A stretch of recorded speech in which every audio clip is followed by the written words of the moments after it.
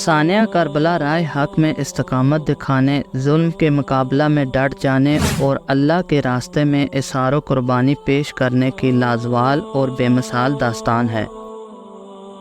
اس کا ہر پہلو اہل ایمان کے لیے نہیں بلکہ پوری انسانیت کے لیے باعث فخر اور قابل تقلید ہے۔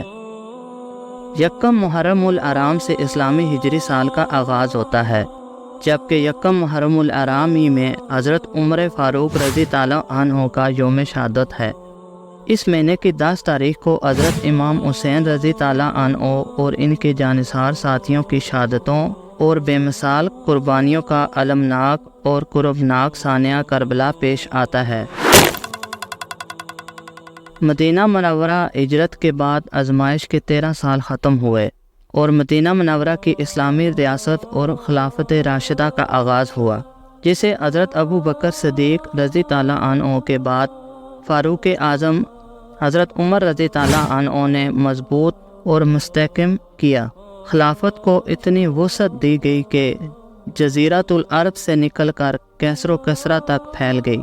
صحیح اسلامی فلاحی ریاست قائم ہوئی، نومولود بچوں سے لے کر ضعیفوں تک کے وظائف مقرر ہوئے، لیکن یزید کی ولی عہدی اور اقتدار کی صورت میں خلافت کے نظام کو ملوکیت میں بدلنے کا عمل شروع ہوا، اور یہی وہ موقع ہے کہ جب حضرت امام حسین رضی تعالیٰ عنہ نے اپنی بے مثال قربانیوں سے تاریخ انسانیت میں یہ نقش قائم کر دیا کہ ایک بندہ مومن کی زندگی کا مقصد اسلامی نظام کا قیام ہے، اور وہ جب بھی اسلامی حکومت اور ریاست کو خطرات میں گرا ہوا پائے تو وہ اس کے بچاؤ اور تحفظ کے لیے جان کی بازی لگانے سے بھی دریغ نہیں کرے گا۔ حضرت امام حسین رضی تعالیٰ عنہ کی تحریک اسلامی حکومت اور اسلامی نظام کے قیام کی تحریک تھی۔ اسی اصول کے تحت پہلے 4 خلفائے راشدین رضی تعالیٰ عنہ پر ذمہ داریاں ڈالی گئیں، لیکن یزید کی ولی عہدی اسلامی جمہوریت کے لیے اس بنیادی اصول کی کھلم کھلا خلاف ورزی تھی۔ یہ بادشاہت اور ملوکیت اور موروثیت کے طرز کی نامزدگی تھی، جس نے آئندہ صدیوں تک خلافت کو بادشاہت میں تبدیل کر دیا۔ بیعت کا سلسلہ ووٹنگ اور اعتماد کا یہ طریقہ تھا، لیکن یزید کی بیعت جبری حاصل کی گئی۔ آزادانہ چناؤ کا اصول روندا گیا اور جبر کے کوڑوں کے ذریعے بیعت حاصل کی گئی۔ اسلام نے اللہ کریم کی حاکمیت اعلیٰ اور اس کے کارساز قانون ساز ہونے کا تصور دیا، لیکن یزید کے بعد آنے والی دور ملوکیت نے اللہ کی حاکمیت اعلیٰ کے تصور کو اصولی طور پر قائم رہنے کے باوجود عملاً تبدیل کر دیا۔ پھر حکمران ہی حاکم اعلیٰ اور ہر قانون سے بالاتر ہو گئے، عام آدمی کے لیے ایک قانون اور حکمران کے لیے دوسرا قانون۔ اسلامی تاریخ کے اس انتہائی اہم موڑ پر امام حسین رضی تعالیٰ عنہ نے جس ایمانی جرأت، سیاسی بصیرت اور بہترین سیاسی حکمت عملی کا ثبوت دیا ہے، وہ ہماری ملی تاریخ کا ایک اہم ترین حصہ اور ایک روشن باب ہے۔ ان کا پہلا اور اہم ترین فیصلہ یہ تھا کہ وہ یزید کی بیعت نہیں کریں گے۔ حاکم مدینہ کی طرف سے جبری بیعت لینے کے لیے دباؤ ڈالا گیا تو انہوں نے مکہ مکرمہ جانے کا فیصلہ کیا۔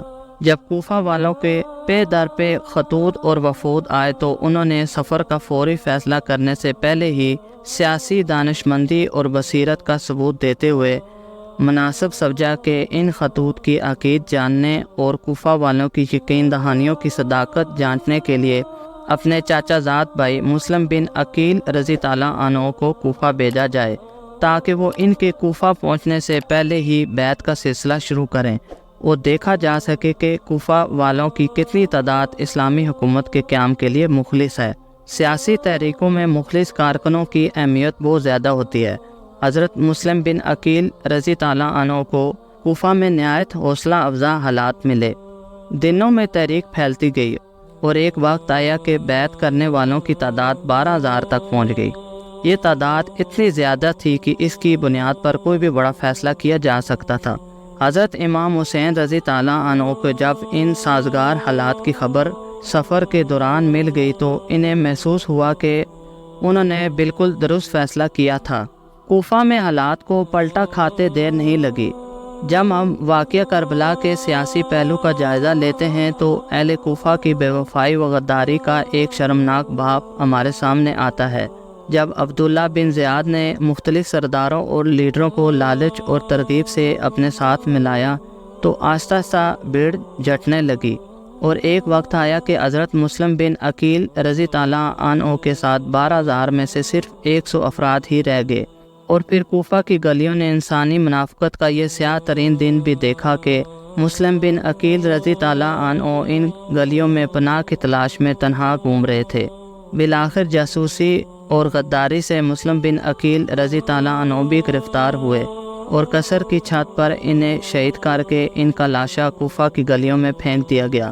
اہل کوفہ کی منافقت اور مسلم بن عقیل رضی تعالیٰ عنہ کی شہادت کی خبر امام حسین رضی تعالیٰ عنہ کو بروقت مل گئی۔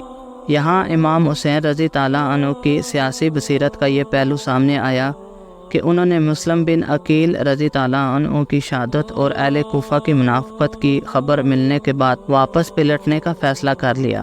مسلم بن عقیل کی دردناک شہادت کی خبر نے قافلہ حسینی میں ایک جذباتی فضا پیدا کر دی۔